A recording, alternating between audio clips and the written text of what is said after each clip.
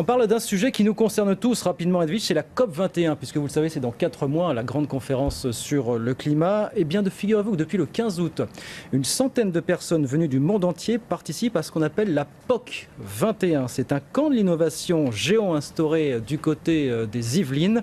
Objectif, fabriquer 12 projets durables en 5 semaines. William Febvre est allé voir de quoi il retourne. Mauricio Cordoba est espagnol, il participe à POC 21 pour améliorer son projet, un purificateur d'eau de poche imprimé en 3D. Il se glisse directement dans une bouteille d'eau pour la rendre potable. Vous devez changer le filtre tous les 9 jours, enfin ça dépend de l'eau, si l'eau est vraiment sale ou non. Mais normalement on peut filtrer jusqu'à 100 litres. La prochaine étape c'est de faire de plus gros filtres pour de plus grosses bouteilles pour purifier l'eau de toute la famille.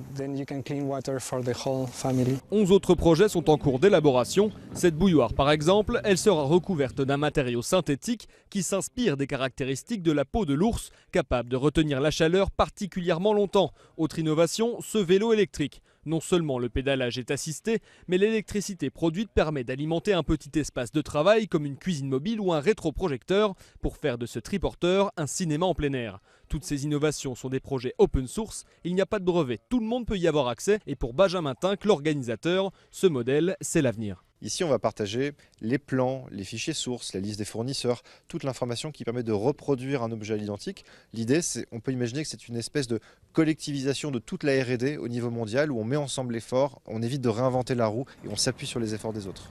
Le 19 septembre, le château ouvrira ses portes au public pour présenter les projets en espérant qu'ils voient le jour à temps.